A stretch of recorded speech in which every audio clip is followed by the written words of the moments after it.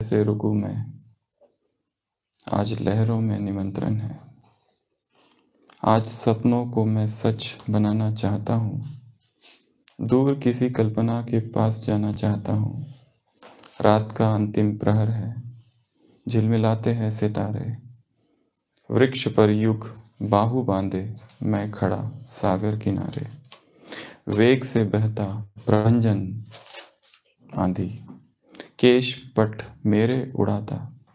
शून्य में भरता उदगी उर की रहस्यमयी पुकारे। इन पुकारों की प्रतिध्वनि हो रही है मेरे हृदय में, है प्रतिच्छायित प्रतिबिंबित।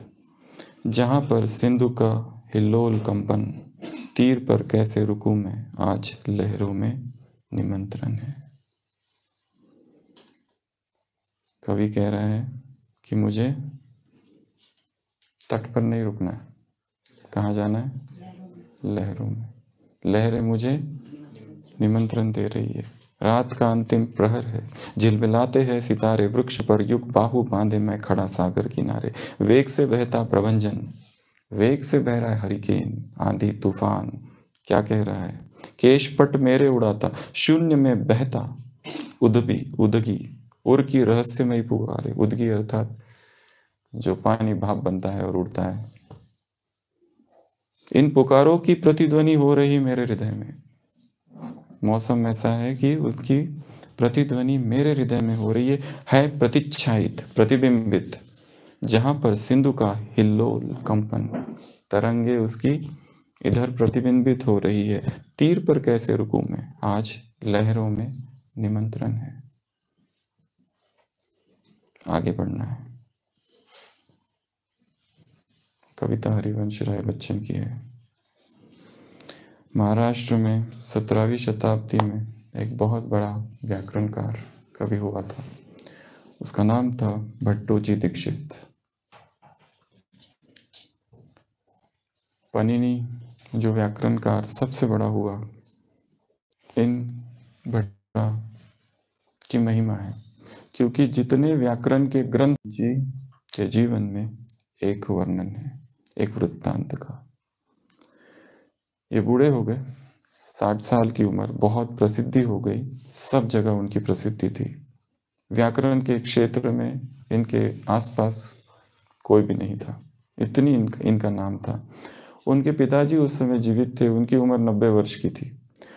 उसके पिताजी ने उसको कहा एक दिन कि तुम क्या अपना सारा जीवन व्याकरण के अध्ययन में ही लगाओगे? भगवान के लिए कब सोचोगे? मंदिर कब जाओगे? प्रार्थना कब करोगे? अध्ययन कब करोगे? जीवन का लक्ष्य ये सब नहीं है जो तुम कर रहे हो, तुम्हें कुछ और करना है। वो भट्टोजी कहता है, मैं आज तक मंदिर नहीं गया, पर अगर मंदिर गया तो वापस नहीं लौट के आऊंगा। मैं तुमको देख रहा हूं, आपको देख रहा हूं, आप रोज मंदिर जाते हो, रोज मंदिर से आते हो, पर जीवन में कोई परिवर्तन नहीं है आपके। इतना धर्म कर्म सब कुछ करते हो, पर तो आपके जीवन में जरा भी परिवर्तन नहीं है। ऐसा परिवर्तन अगर आप कहते तो आज ही मंदिर जाता हूं, पर मैं कह देता हूं कि मैं वापस नहीं आऊंगा। और दिखाया गया, वो मंदिर जाते हैं, उस प्रतिमा के सामने सिर रखते हैं और वहीं शरीर छोड़ देते। संकल्प, इतना शक्तिशाली संकल्प कि भगवान के पास जाना ही है, प्रार्थना करनी है, तो प्रार्थना बार बार थोड़ी की जाती है। योग बार बार किया जाता है, एक ही बार। इतना शक्तिशाली, इतना पावरफुल संकल्प के साथ भगवान के द्वार पर गया हूं, तो भगवान मुझे अब भी स्वीकार कर ले, मुझे बार बार जाने की आवश्यकता ही ना पड़े। अगर वापस आऊंगा, वो अपने पिताजी से कहते, तो उसके बाद फिर दोबारा मंदिर नहीं जाऊंगा।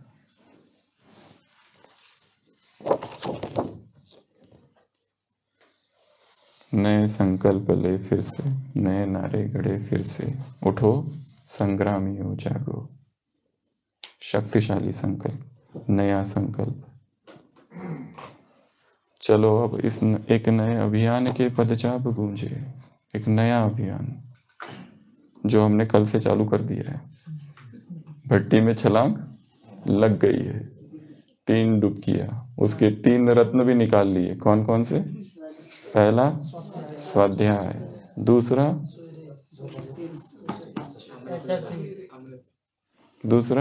सुबह, सेकेंड है सुबह, और तीसरा रस, लिक्विड।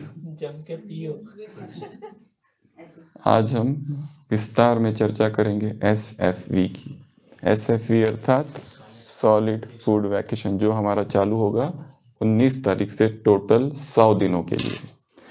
तो पिछले 2 दिनों से हम ये गीत सुन रहे हैं, और ये गीत हम सुन रहे थे, तो आज वो आवाज़ चैतन्य में हमारे बीच में उपस्थित है।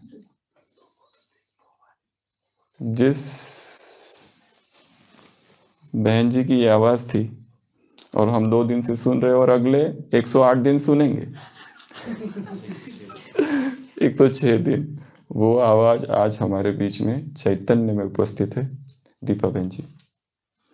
तो दीपा बहन जी, जो गीत हम 2 दिन से सुन रहे, अभी हमारे सामने, सबके सामने साकार में वो गीत सुनाएंगे। और गीत से पहले ये भी सुनाएंगे कि ये गीत गाते समय उनका क्या अनुभव रहा। रेडी है सब?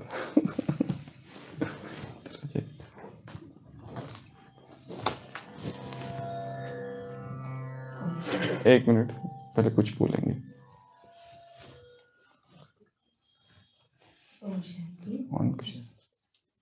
ऑन करते।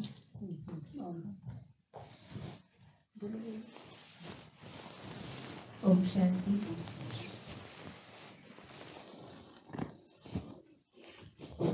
ये तो मेरा परम सौभाग्य है कि ये गीत गाने का और इसे अनुभव करने का मौका मुझे प्राप्त हुआ, और इसके लिए बाबा का और भाई जी का, आप सभी का बहुत बहुत शुक्रिया। और ये गीत ही अनुभव है। अनुभव क्या सुनाए, ये गीत ही अनुभव है। इसके हर शब्द में बहुत ही ताकत और शक्ति भरी हुई है, तो हम सभी अनुभव कर सकते हैं। आप कहाँ से हैं? आपके बारे में थोड़ा बताइए, खुद ही अपना ही परिचय। संबलपुर, उड़ीसा में संबलपुर सेंटर से हूँ। बड़ी दीदी जी के पास रह के सेवा करती हूँ, और बचपन से ही ज्ञान में हूँ। जब मैं ज्ञान में आई, जब मेरे जन्म के कुछ महीनों बाद ही पूरा परिवार ज्ञान में आया, और मेट्रिकुलेशन के बाद सेंटर में रहकर पढ़ाई करते करते अभी करीब 7 साल सेंटर में पढ़ाई की रहते हुए, और फिर 7 साल से सेवा में हूँ। और गीत गाने का शौक बचपन से था, सीखते भी रहे क्लासिकल म्यूज़िक, लेकिन अभी थोड़ा सेवाओं के चलते इतना नहीं हो पाता है। लेकिन जब भी बाबा सेवा के रूप में ये देते हैं तो अवश्य करते हैं। आज गीत थोड़ा बहुत ही मुश्किल था, क्योंकि इसमें बहुत अप्स और डाउन्स है। मतलब इसके शब्द और सुर जो है, कई दिनों से प्रैक्टिस नहीं कर रही। ये गीत 1-2 लोगों को दिया, उन्होंने कहा ये बहुत मुश्किल है, हमसे नहीं होगा। लिखा किसने? वो मत पूछ। तो कई लोगों को दिया, तो उन्होंने कहा इसका जो रिदम है, कोई रेगुलर इसमें कुछ है ही नहीं, इसमें कहाँ चालू होता है, और कोई वाक्य इतना लंबा है, कोई इतना, मतलब इसको कैसे गाए। तो ये गाना, और दीपा बहन जी को भी बड़ी हमने तकलीफ दी। एक बार भेजा, फिर कहा ये ठीक करो, फिर वो, तो उस सब के लिए भी आप, हमारी तरफ से आपको सॉरी। 2-3 बार ऑडियो चेंज करना पड़ा।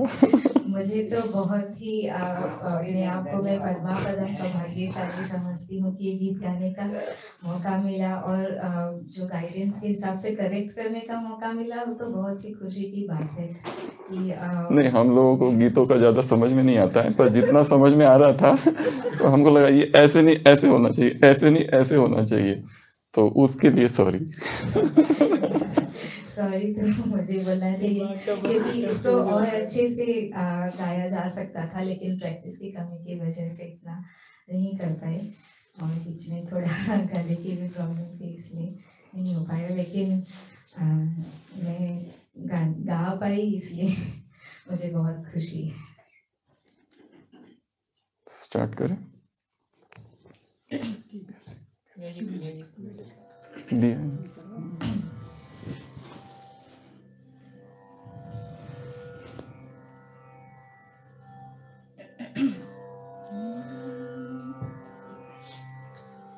नए संकल्प लें फिर से, नए नारे गढ़ी फिर से, उठो संग्रामियों जागो, उठो संग्रामियों जागो, नई शुरुआत करने का समय फिर आ रहा है, कि जीवन को चटक गुलनार करने का सोचे। चलो अब एक नए अभियान के पदचाप गूंजे, मौत की सुनसान सूनी घाटियों में फिर कि नूतन सर्जना के राग भर दें, शोक गीतों भरी इन घाटियों में फिर दरकती हिमशिलाएं, दरकती हिमशिलाएं, सर्दियों के बाद हरदम ही वसंत आता रहा है, यह प्रकृति की गति रही है, पराजय झेलने पर ही शिविर में न्याय की हरदम मशालें जीत की जलती रही है, पराजय आज का सच है, पराजय आज का सच है, समर तो शेष है फिर भी, उठो ओ सर्जको, उठो ओ सर्जको, नव जागरण के सूत्र रचने का समय फिर आ रहा है, कि जीवन को चटक गुलनार करने का समय फिर आ रहा है, न उनकी जीत अंतिम है, न उनकी जीत अंतिम है, न अपनी हार अंतिम है, उठो ओ नौजवान को चटक गुलनार करने का समय, सुनो इतिहास कहता है, सुनो इतिहास कहता है, पराजय झेल कर ही क्रांतियां परवान चढ़ती है, नया इतिहास बनता है, अंधेरा आज गहरा है, अंधेरा आज गहरा है, अंधेरा आज गहरा है, सकल जन मुक्त होंगे एक दिन निश्चित समय का ज्ञान कहता है, सजेंगे फिर नए लश्कर, सजेंगे फिर नए लश्कर, मचेगा रण महाभीषण, उठो ओ शिल्पियों, उठो ओ शिल्पियों, नव युक्त के उपकरण गढ़ने का समय फिर आ रहा है, कि जीवन को चटक गुलनार करने का समय फिर आ रहा है, नए संकल्प ले फिर से, नए नारे गढ़े फिर से, उठो सर्जको, उठो ओ नौजवानों, उठो ओ सर्जको, उठो, उठो संग्रामियों जागो, उठो संग्रामियों जागो, नई शुरुआत करने का समय फिर आ रहा है, कि जीवन को चटक गुलनार करने का समय फिर आ रहा है, फिर आ रहा है, फिर आ रहा है। शांति।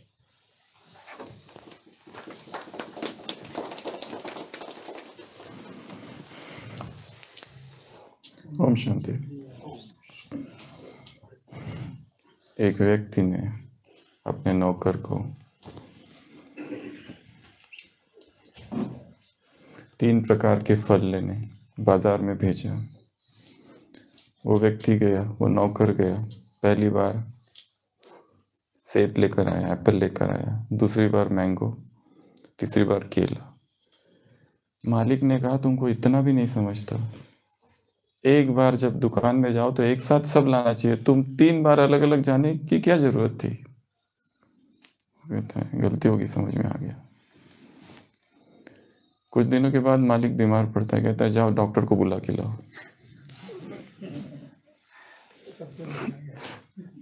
शाम तक वो आता ही नहीं। मालिक कहता है कि तुम अब तक कहाँ थे, तुमको खाली डॉक्टर को बुलाने के लिए भेजा था।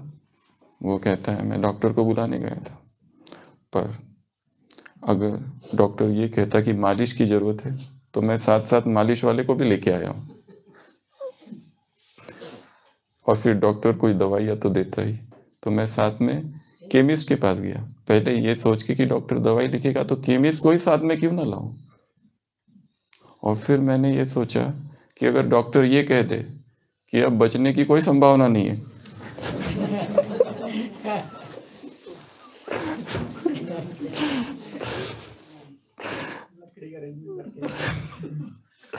तो शमशान घाट पर जो व्यक्ति रहता है उसको भी मैं साथ लेके आया हूँ, फुल तैयारी के साथ आया हूँ। समझ की कमी।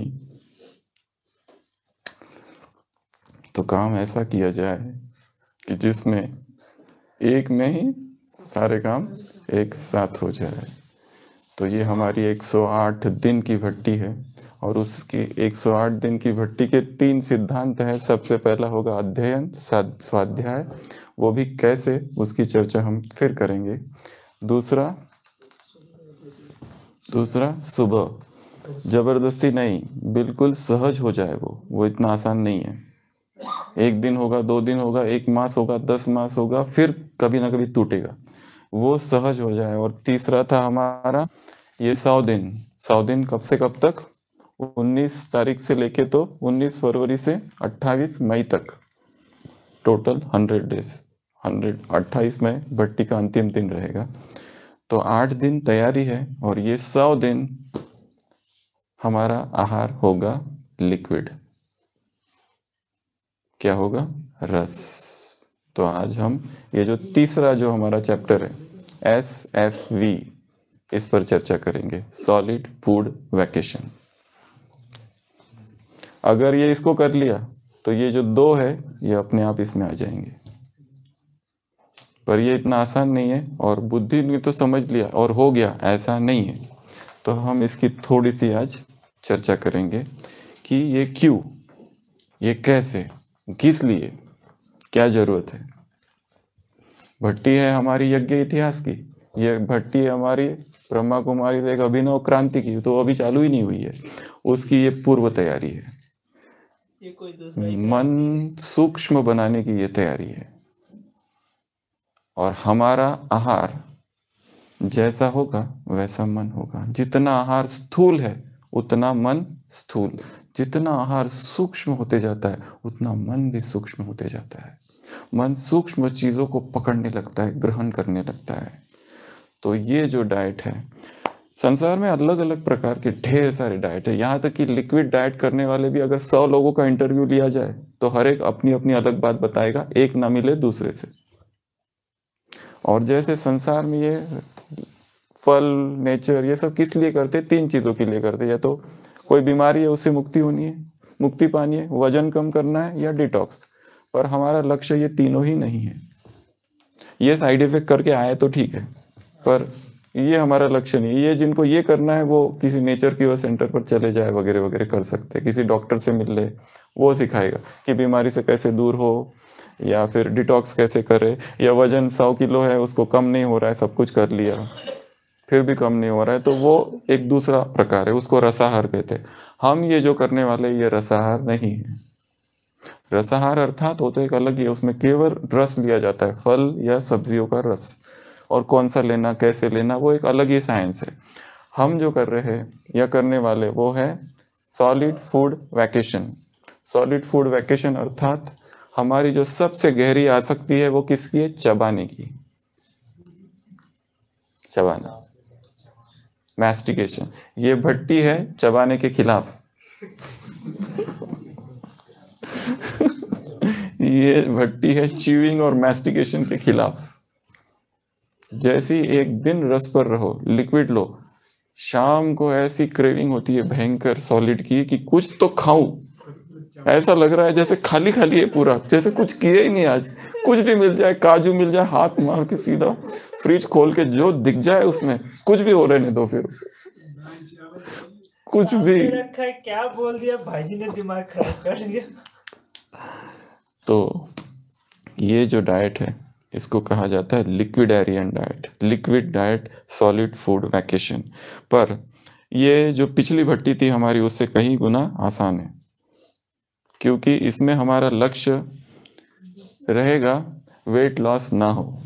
क्योंकि लोग क्या करते हैं, जैसे ही वेट लॉस होता है भाग जाते हैं यहाँ से।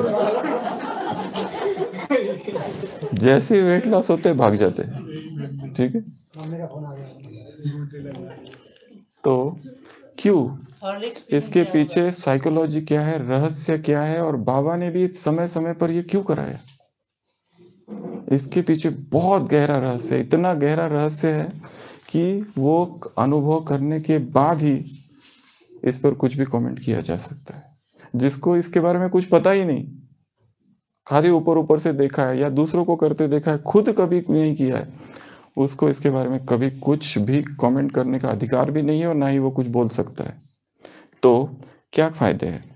सबसे पहला, जब हम लिक्विड्स लेते हैं, सबसे पहला फ़ायदा है हम डिहाइड्रेशन नहीं होता है, क्योंकि पूरे शरीर में हम लिक्विड बहुत डाल रहे हैं। एक प्रश्न पूछा जाता है कितना लिक्विड एक दिन में डालें? 1 गैलन, 4 लीटर तक या उससे भी ज़्यादा। जो कोई काम नहीं करता वो 4 लीटर, जो बहुत एक्टिव है वो उससे भी डबल, कितना भी, अनलिमिटेड लिक्विड्स। जितना चाहिए आपको तब तक आप पी सकते हैं, जितना चाहिए उतना पीना है, जितना हो सके उतना पीना है। एक तो इसमें सबसे पहला फायदा क्या है इस डाइट में? डिहाइड्रेशन कभी भी नहीं होगा। जैसे ही हम सॉलिड खाते हैं कुछ भी, तो ये ड्राई है, इसको पानी की मांग करता है वो, और पानी हम कम पीते हैं और फिर बीमारियां होती है, क्योंकि सॉलिड जो खाएंगे उसमें पानी की जरूरत है। अब हम सॉलिड ले ही नहीं रहे, हम क्या ले रहे? लिक्विड्स, लिक्विड ही ले रहे, तो हम डिहाइड्रेशन हमको कभी होगा ही नहीं। ये सबसे पहला फायदा। दूसरा, कब्जी। हम ओपीडी में रोज अगर 60 पेशेंट देखते हैं तो उसमें अगर 30 बीके ब्राह्मण है तो उन 30 में से आधे जो है 15 उनको समस्या है पेट की, कब्ज, गैस, एसिडिटी, कुछ ना कुछ पेट का ही है। यहाँ पर गैस चढ़ जाता है, ऐसे ऐसे शब्द होते हैं, ये होता है वो होता है। तो कब्जी जो है ये नहीं होगी इसमें, लिक्विड्स में। तीसरा, एब्जॉर्प्शन बहुत आसानी से होगा। जो भी सॉलिड हम खाते हैं वो सॉलिड फूड जाता है शरीर में, फिर उसके टुकड़े टुकड़े होते हैं, फिर वो लिक्विड बनता है और फिर डाइजेशन होता है। तो डाइजेशन की जो प्रोसेस है हेवी है सॉलिड में, लिक्विड में डाइजेशन बहुत आसानी से हो सकता है। इसलिए हमने पिछली जो भट्टी थी उसमें ये सब की चर्चा नहीं की थी, वो पर प्रिलिमिनरी था, ये उसके आगे की क्लास है।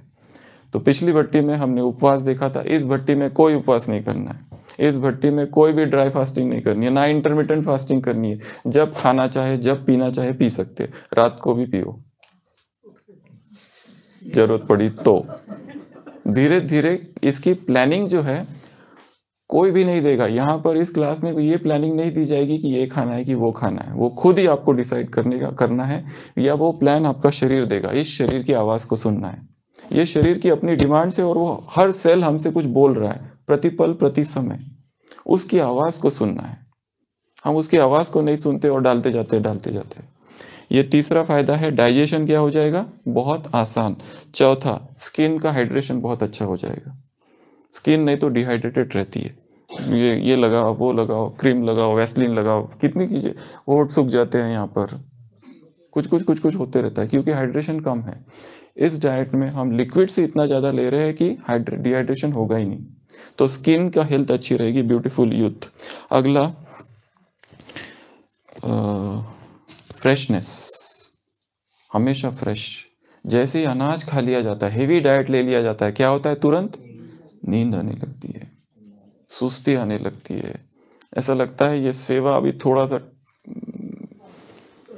2 से 3 बजे का टाइम मिला है रेस्ट का सेवा के लिए, ऐसा लगता है ये 3 बजे उठे ही ना, 3 बजे गीता पाठशाला जाना है या और कहीं जाना है, ऐसा लगता है ना हम नहीं जाएंगे, क्योंकि आलस आ जाता है, क्योंकि इतना हेवी डाल दिया सारा। इधर दाल भी डाल दी, चावल भी डाल दिया, रोटी भी डाल दी, सब्जी भी डाल दिया, फिर लस्सी भी डाल दी और छाछ भी डाल दी और फिर आइसक्रीम भी डाल दिया, पकोड़े भी डाल दिए और क्या क्या डाल दिया, चटनी भी डाल दी, अचार भी डाल दिया, इतना सब डाल दिया। Every food is a information. Food क्या है, एक सूचना है। और हम जब इतना सब एक साथ डाल देते हैं, शरीर को रीड ही नहीं कर पाता शरीर, अरे कहाँ क्या है, कंफ्यूज हो जाता वो कंफ्यूज होता है, ये क्या करूँ अब मैं, क्योंकि कुछ चीजें पेट में डाइजेस्ट होती है, कुछ इंटेस्टाइन में, कोई अलग अलग जगह पर डाइजेस्ट होती है। हमने सब कुछ एक साथ डाल दिया और कुछ कुछ चीजों में इतनी चिपचिपाहट होती है कि वो चिपक जाता है, मैदा चिपक जाता है, इतना जल्दी डाइजेस्ट नहीं होता है। ब्रेड, बेकरी, ये सारी जो सिस्टम्स है, तो पर इस भट्टी में ये नहीं है कि क्या खाना क्या नहीं, ये भट्टी अलग है, इसमें कोई फास्टिंग नहीं है, इसमें कोई लिमिट नहीं है।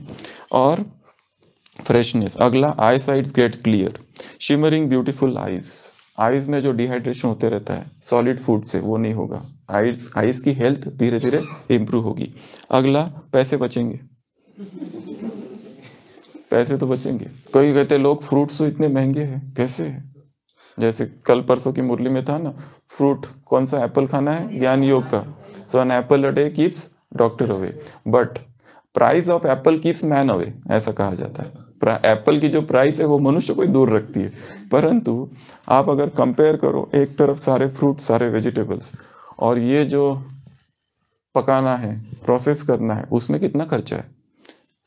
ऑयल लाओ, नमक लाओ, मसाले लाओ, और वो गैस सिलेंडर लाओ, और बर्तन, और फिर उनको वॉश करो, और थालियाँ, कितनी सारी चीज़ें हैं इसमें, किचन, और वो काला काला हो जाता है वो अलग,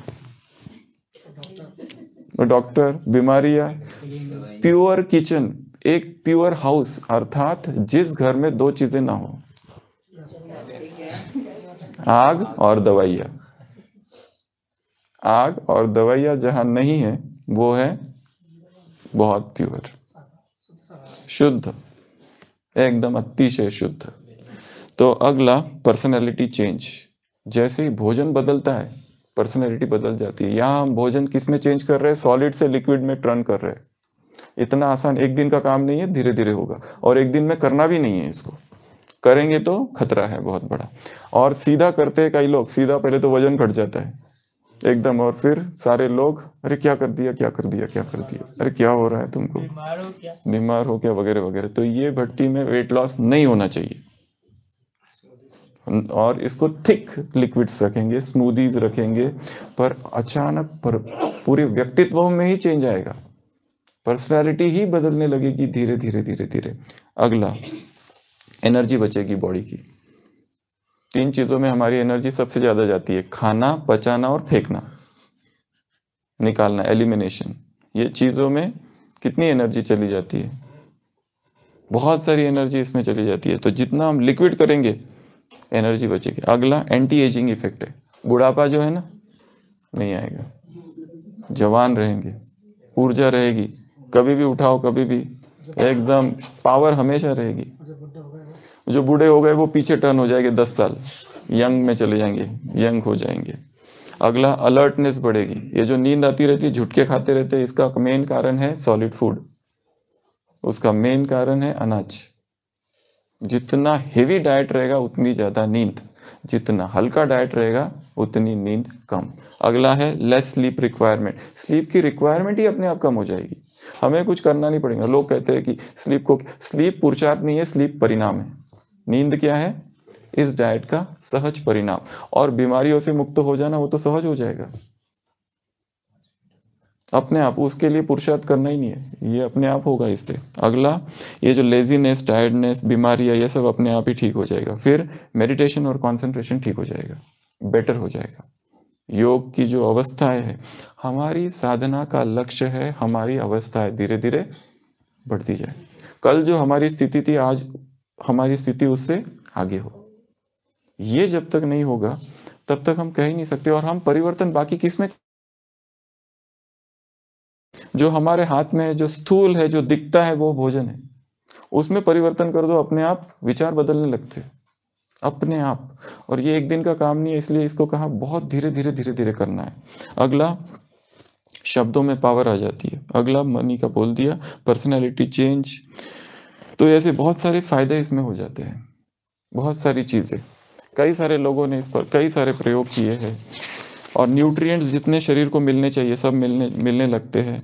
और फाइबर, उसकी भी ज़रूरत है, परंतु बहुत सारा फाइबर पचाने के लिए शरीर को बहुत मेहनत करनी पड़ती है। और सबसे मेन, हम जिसके लिए कर रहे हैं, ये बीमारी से छूटने के लिए नहीं। मन की सबसे बड़ी कमी है, एक आसक्ति है। मन की एक स्वभाव है आसक्त हो जाना।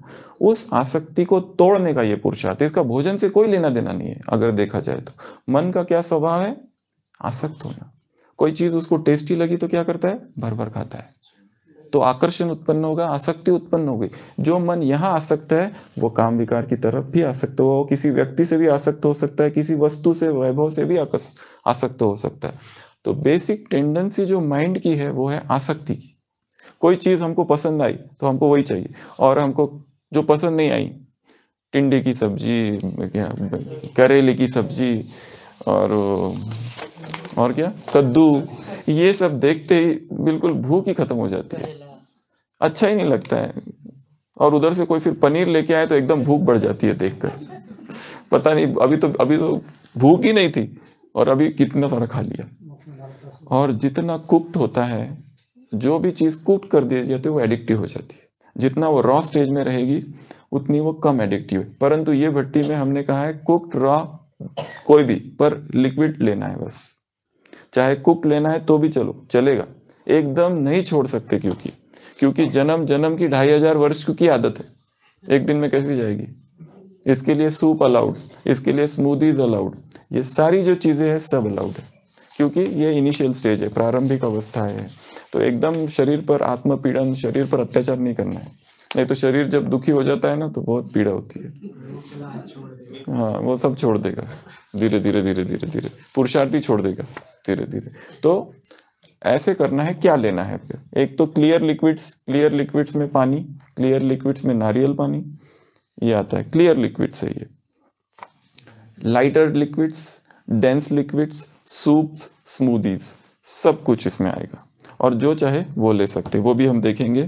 फिर इंटेलिजेंस, बुद्धिमत्ता, जितना लिक्विड शरीर में रहेगा ना, हमारा शरीर लिक्विड से बना हुआ है, हम उसमें लिक्विड बहुत कम डालते हैं। जितना लिक्विड डालेंगे, ये जो आसक्ति है सॉलिड की, ये टूटेगी और हमें अपने आप ही पता चलेगा हम कितने चीजों से एडिक्ट है। भोजन खाया, लड्डू चाहिए, तिल गुड़ का लड्डू, उसकी आदत ही पड़ गई है कई लोग। भोजन कर लिया, अब मीठा चाहिए, गुड़ चाहिए, वो कर लिया, अब गुड़ में ऐसा है कुछ नहीं, पर वो आदत हो गई है। मीठा खाया तो तीखा चाहिए, तीखा खाया तो मीठा चाहिए। कितने कॉम्प्लेक्सेस, कितने पैटर्न्स क्रिएट हो गए हैं यहाँ पर। एक एक पैटर्न हमको अपनी ही पर्सनैलिटी के बारे में समझ में आता है। मैं कौन हूँ ये जानना है तो यात्रा भोजन से चालू होती है। सबसे ज्यादा टाइम वेस्ट हो रहा है। और टाइम कितना जाता है इसमें? संकल्प कितने चलते हैं?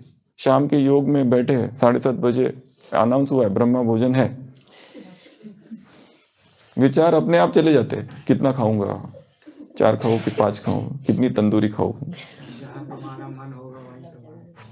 सब अपने आप विचार चालू हो जाते हैं अपने आप। जिसको वजन घटाना है उसके लिए बेस्ट मेथड है, और जिसको वजन बढ़ाना है उसके लिए भी बेस्ट मेथड है ये। इससे वजन बढ़ेगा भी, इससे वजन घटेगा भी अपने आप। हमें अपना वजन के ऊपर काम नहीं करना है। वजन हमारा कितना हो प्रकृति डिसाइड करेगी, एक कॉस्मॉस डिसाइड करेगा। एक लेवल ऐसी आ जाएगी, ना घटेगा ना बढ़ेगा, वो हमारा स्टेबल हो जाएगा। अभी जो वेट हम लिए घूम रहे हैं वो सब फालतू वजन है, सब चर्बी भरी है, बोझ है पूरा। इसलिए तो अचानक एक दिन किसी को हार्ट अटैक आ जाता है, वो कहता है मैं तो कुछ भी बाहर का, ना बीड़ी ना सिगरेट ना दारू ना तंबाकू, कुछ भी नहीं, ब्रह्मा भोजन खाते सब कुछ खाते, फिर हार्ट अटैक क्यों आ गया, फिर इधर स्टेंट और इधर ब्लॉकेजेस और फिर कैंसर क्यों हो गया अचानक? क्योंकि इतने समय से, क्योंकि शरीर ये नहीं देखता है कि तुम ब्राह्मण हो या क्या हो। ब्रह्मा कुमार और ब्रह्मा कुमारियों ने विकर्म तो बहुत विनाश कर लिया, ये भोजन वाली आसक्ति बाकी है अभी। हाँ, ये आसक्ति जब तक टूटेगी नहीं। हाँ, कुछ कुछ आत्माएं, जैसे यज्ञ की शुरुआत में जो कुछ हुआ वो अलग हुआ, अब का समय अलग है, अब का समय ही अलग है। इसके लिए अभी हमारे हाथ में ये सबसे मेन पुरुषार्थ यही होना चाहिए। इसके अतिरिक्त तो कोई बाकी पुरुषार्थ सब बाद में आएंगे, क्योंकि सब कुछ इस पर डिपेंड करता है। क्योंकि हमारा सारा ध्यान किस पर है? सेवा, योग, ज्ञान, इस पर है। ये एक छूट गया है। और बीमार कितने पड़ रहे हैं? कोविड जब शुरू हो रहा था पिछले साल, एक ब्राह्मण आत्मा ने मुझे, क्या ब्राह्मणों को भी कोरोना हो सकता है क्या, मतलब इतने बाबा के बच्चे, तब पूछा था ये प्रश्न। हमने कहा अभी तक तो कोई केस आई नहीं है, और माउंट में भी कोई केस थी नहीं, तब जस्ट कोविड एंट्री किया था साउथ में, तब की बात है। क्या ब्राह्मणों को भी होगा क्या, आपको क्या लगता है? अरे होगा भी, और कई तो चले भी गए। और सबसे मेन काम शरीर का शुद्धिकरण। इससे क्या होगा? ये डिटॉक्स मेथड है। शरीर में डेड सेल्स है कितने सारे, वो सारे निकलते जाएंगे, शरीर प्योर बनते जाएगा। और शरीर प्योर बनते मन अपने आप प्योर बनता है। शरीर की जो, मन की जो थकान है, जो निद्रा और ये सब जो है, एक नए जगत में आप प्रवेश करते हो। और बुद्धिमत्ता, मेमोरी पावर, ग्रास्पिंग पावर, वो अपने आप बढ़ जाती है। तो ऐसी बहुत सारी चीज़ें हैं जो इस डाइट में होता है। अब क्या क्या ले इस डाइट में? तो सबसे पहला कोकोनट वाटर ले सकते हैं दिन भर में कई बार चाहे तो। फिर कौन से जूस, कोकोनट मिल्क बना सकते हैं। कोकोनट मिल्क बनाना बहुत आसान है, बहुत टेस्टी है। और बादाम, जैसे बादाम, एक है बादाम डायरेक्ट खाना, एक है उसका मिल्क बना देना। उसको रात भर भिगो के रखो, मिक्सी में घुमाओ और छान लो उसको, मिल्क बन गया, उसको रख दो फ्रिज में, उसको यूज़ करते रहो। और दूसरी बात, हाँ, क्योंकि हम अभी इस सदी में रहते हैं कि वहाँ अगर हम आइडियल करना चाहे तो नहीं हो सकता है, फिर तो हमें जंगल में ही जाना पड़ेगा। क्योंकि हम उस परंपरा, उस सभ्यता में रहते हैं कि सब कुछ आइडियल नहीं हो सकता, सब कुछ पोल्यूटेड है यहाँ पर। इसके लिए कुछ चीज़ें तो हमको स्वीकार करनी चाहिए, परंतु वास्तव में करना नहीं चाहिए। पर क्या करें, रखे कहाँ, ऑप्शन ही नहीं है हमारे पास। इसलिए तो रखो उसमें थोड़ा, फिर गर्म होने दो, फिर भले पी लो। तो बादाम का दूध, फिर उसके बाद में काजू बड़ा एडिक्टिव है। काजू खाओ ना, काजू कब पूरे हो जाएंगे पता ही नहीं चलता है। कट करते करते उसको रात में भिगो के रखो, नरम हो जाए, उसको मिक्सी में और उसका दूध बना दो, फिर वो दूध यूज़ करो। तो उसके बाद में एलोवेरा, ऑरेंज, डेट्स, ये जो यात्रा है इसमें डेट्स का बहुत रोल है। खजूर, बहुत फुलफिलिंग डाइट है खजूर। इसका जूस, सिरप बना के रखो, या डायरेक्ट भी खा सकते हैं रात में भिगो के, या वैसे भी खा सकते हैं। पर ये हमारी यात्रा लिक्विड की है, पर एक दिन में लिक्विड तो होगा नहीं, तो थोड़ा थोड़ा चबाने की जो कामना, तृष्णा, इच्छा, वासना है, वो थोड़ी सी आप खजूर से द्वारा तृप्त कर सकते हो। थोड़ा सा चबा ही लो। क्योंकि जब तक चबाया नहीं, ऐसा लगेगा मजा ही नहीं आया, आज का दिन जैसे व्यर्थ चला गया। बाबा, ये किस विकर्म की सजा मिल रही है मुझे, ये मैं कर क्यों रहा हूँ, किस लिए कर रहा हूँ, इससे प्राप्ति क्या? बाबा ने तो मुरलियों में कहा ही नहीं। तो पूरा बाबा के महावाक्य और ब्रह्मा भोजन की महिमा बुद्धि में गूंजने लगेगी, नहीं ये हटाओ सब, और फिर तुरंत खा लेंगे। और फिर दूसरे दिन सोचेंगे अरे भारीपन, फिर पश्चाताप। तो ये अप डाउन, ये भोजन की यात्रा अप डाउन वाली यात्रा है। पर हर व्यक्ति अपने अनुभव से सीखेगा। इसके लिए ये पूरा 100 दिन, 19 तारीख से 27-28 मई तक 100 दिन की लिक्विड डाइट की यात्रा है, सॉलिड फूड वैकेशन की। उसमें खुद ही प्रयोग करने हैं। और हमें कौन सिखाएगा दूसरे दिन क्या खाना है? आज जो हमने खाया ना, वो अनुभव दूसरे दिन सिखाएगा। अपने आप वजन घटेगा, अपने आप शरीर में फुर्ती, शक्ति, पावर आ जाएगी।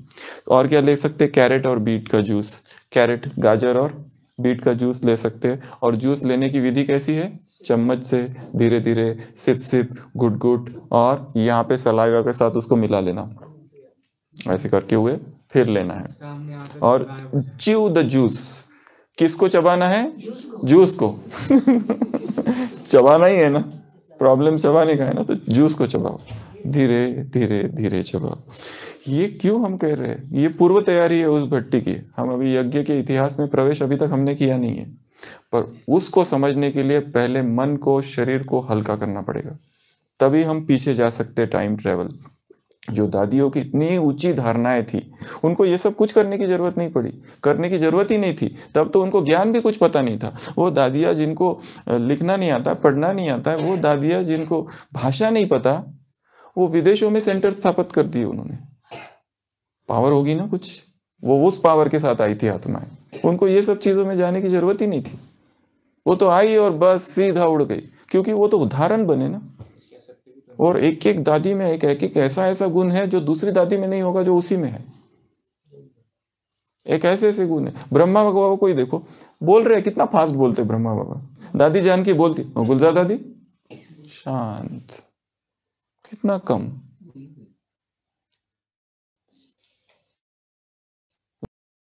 पर वो उनका पार्ट था, ये इसका पार्ट है। हर एक अलग अलग अलग अलग है, तो उनको ये सब की जरूरत नहीं पड़ी। वो तो ये सब उन्होंने शायद कई जन्मों में कर चुके थे। हमने किया नहीं, इसलिए अब चालू करो। ओ मम्मा को ये सब करने की जरूरत ही नहीं है। मम्मा खुद ही अनासक्त है, पहले से ही अनासक्त है। उसको कोई आसक्ति नहीं है, जो मिला वो खा लिया चुपचाप। नमक कम हो, कुछ हो, कैसा भी हो। ओ भोली दादी, वो तो अपना सब कहती थी, खुद बिना नमक के खाती थी। भोली दादी का उदाहरण। और क्या ले सकते? टमाटर का जूस।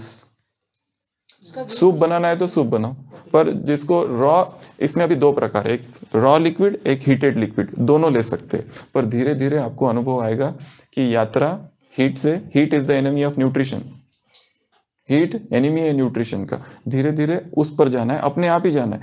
अगर कोई कहे चाय लूँ क्या, ये लूँ क्या, वो लूँ क्या, कॉफी लूँ क्या, लेना है तो लो, पर धीरे धीरे याद रखो कि ये सब एडिक्टिव चीजें हैं।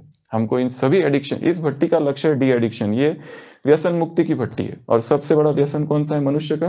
भोजन। चाय नहीं, भोजन। आसक्ति है उसकी। अगला स्पिनिच, फिर ये जितने apple, fig, dates, sweet lime, musk melon, kiwi, sugar cane juice, mango, papaya, सबका स्मूदी बनाओ।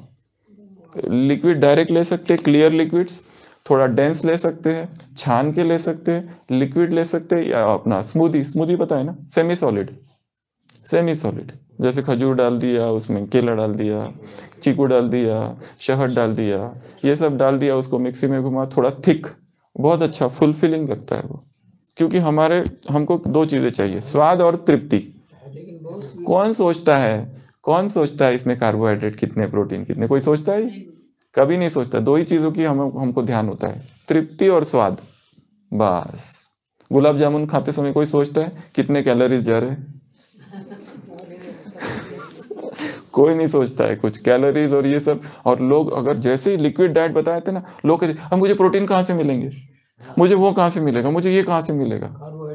क्योंकि हम शरीर को जो इंस्ट्रक्शन देंगे शरीर वैसा करेगा। शरीर को जो सिग्नल दिया जाएगा ना, शरीर को हम कहेंगे ये जरूरी है तो वो जरूरी है, शरीर को हम कहेंगे ये मुझे जरूरी नहीं है, जरूरी नहीं है। ये सब मेंटल कंडीशनिंग है। पर इस भट्टी में एक ध्यान रखना है कि एकदम एक्सट्रीम में नहीं जाना है, सब कुछ छोड़ के केवल जूस पे आ जाना। वेट लॉस होगा और शक्ति कम होगी थोड़ी सी, मतलब ऐसा होगा कि दिखने में चेहरा ही बदल जाएगा। इसलिए वेट मेंटेन रखना है। वो तो कहते हैं एसएफवी में डेली वेट चेक करो, और जरा भी कम होता है तो डाइट को बढ़ा दो। फिर अभी कितनी बार खाएंगे, तो 5 से 7 बार लिक्विड्स ले सकते हैं।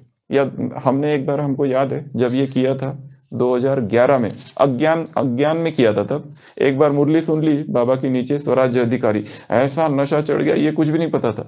सीधा कहा हम तो अभी बस 2-2 घंटे में लेमन वाटर और हनी, ओपीडी में ही रख दिया था हनी, इतना बड़ा लाके डाल के 2-2 घंटे में 21 दिन किया था।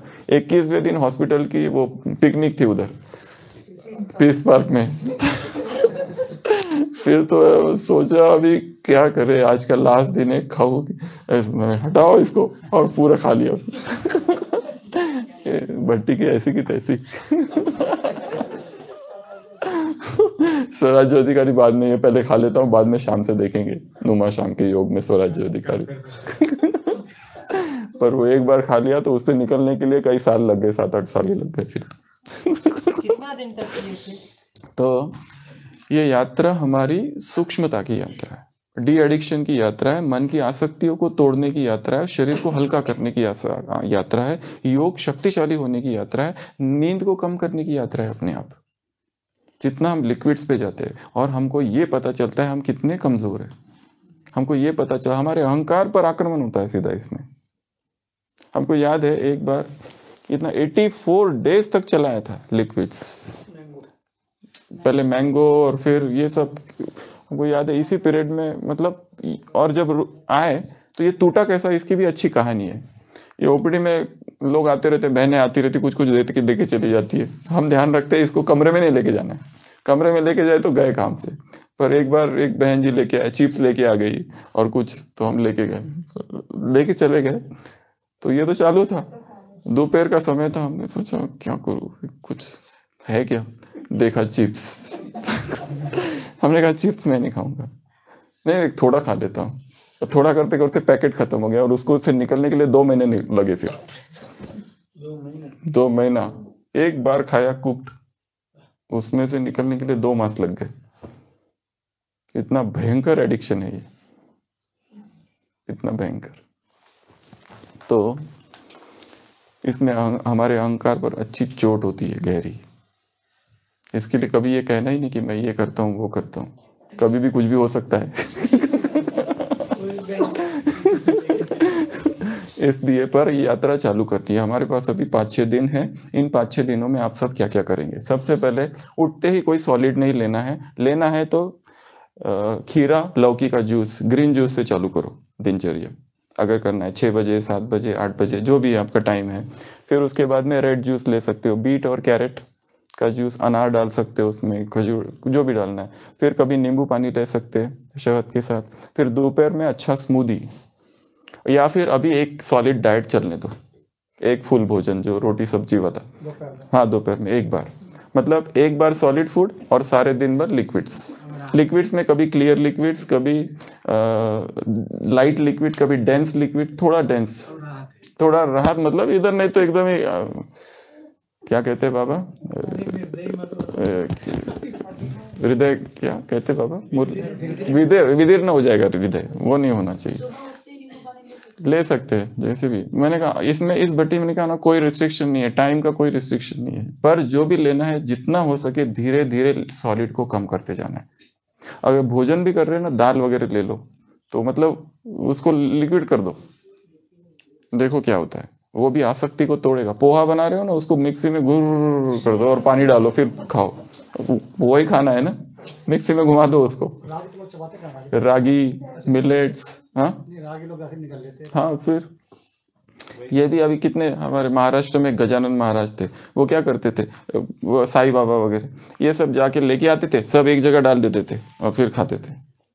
कहाँ अभी पता चल रहा है टेस्ट? कुछ टेस्ट नहीं, ये टेस्ट अस्वाद की साधना है। महात्मा गांधी जी का एक किताब है अस्वाद की साधना, ये अस्वाद की साधना है। हमको इन स्वादों से बाहर निकलना है, क्योंकि ये सबसे, ये टेस्ट हमें सबसे ज़्यादा शरीर में बांधता है। ठीक है, तो आज से SFV सॉलिड फूड वैकेशन, हाँ आज से तैयारी थोड़ा थोड़ा करो जितना। हाँ, जो लोग मधुबन में आए हैं वो मधुबन में सीधा नहीं कर पाएंगे, इसलिए यहाँ अभी जो मिल रहा है वो खाते रहो। एक बार अपने सेंटर या अपने घर या अपने लौकिक में वहाँ चले जाओ, वहाँ से ये चालू करना। अभी मनसा में प्रिपरेशन करो बस। और जो लोग यहीं रहते हैं वो तो सोचो कैसे करें इसको। सलाद खा रहे हो तो सलाद को लिक्विड कर दो, अलग अलग कर दो, लिक्विड में कन्वर्ट कर दो और फिर खाओ। तो ये जो साधना है रसाहार की साधना है, रसामृत है। और धीरे धीरे एक ऐसी स्टेज आएगी कि फिर सॉलिड हमको अच्छा ही नहीं लगेगा। सॉलिड खाते ही शरीर में भारीपन आ जाएगा, लिक्विड ही अच्छा लगेगा। और लिक्विड भी धीरे धीरे sip sip sip sip sip sip sip sip sip sip. ठीक है, तो ये नए संकल्प की गायक जो होते हैं ना, वो सॉलिड को गाना वगैरह गाना टेम्प्ट करते थे उसको, वो कहता मैं बिल्कुल नहीं खाऊंगा, मुझे गाना गाना है, मुझे गाना गाना है। तो बहुत ध्यान रखते हैं वो लोग। तो अभी बहन जी एक लाइन गाएगी, उसके पीछे हम सब गाएंगे। ठीक है।